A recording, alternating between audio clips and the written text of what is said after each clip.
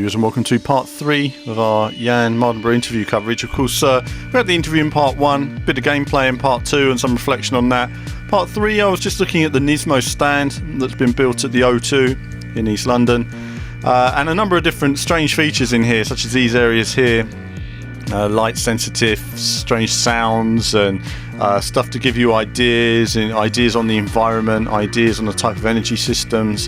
You can see here interactive floors. If you step on certain bubbles in the floor, it will give you information, give you ideas. You can ask questions, it will ask you questions.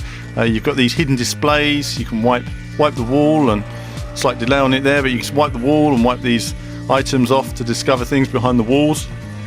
Something for all the family to muck about on. Just a nice little exhibit really, rather than just being about the cars.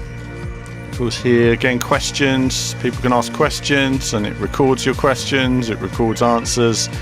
You've got directional sound systems here. You can see that. Stand there to listen. If you stand on that spot, there'll be a directional speaker which will be focused down on you so you can hear it. There it is, hovering up there. I'm tall enough to nearly hit it with my head, not quite, no.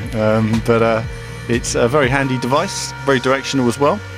And so you can see there are lots of questions, environmental, you see innovation, ideas, exploring the area here. So we just thought we'd have a little demo, get you guys some footage of this. All very space age. You can see me filming the screen there. I thought I'd get a little photograph of myself. There I am, hiding behind the camera, getting some footage and a little wave, and so they can save the photo and put that in there, or save a short video of that. And we have this area, the what I like to call the Minority Report area. You have these glass holographic displays telling you information on the cars, so you can explore them visually. You can explore the electronics and the way they work, how cars are changing and evolving and moving forward, how they derive energy from different systems, where research is going, opening your mind as to what these cars are capable of, what possibly they can be. I thought this was all pretty cool. So I like the tech, I like the visual look of the stand. Taking a little look at the holographic display, very nice.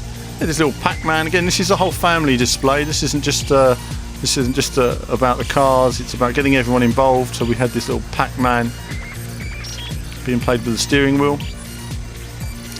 Model of the Nissan Leaf there, what we've all got to know from GT Academy.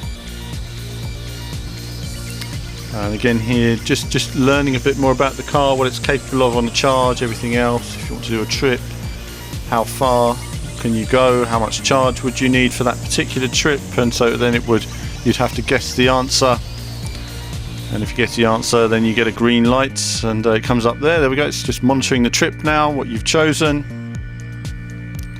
and then it makes a decision. Spot on.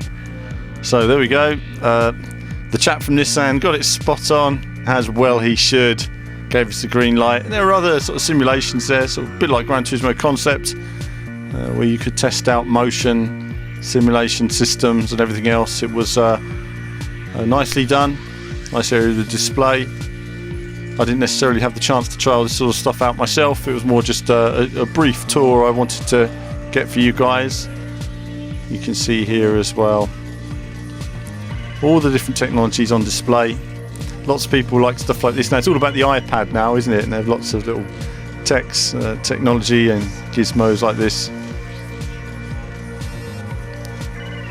And I'm sure all of them are extremely useful when buying a new car. Seeing the car from any angle, making sure it's the one you want. Performance, safety, everything. As we see the Leaf, here it is, was on display there.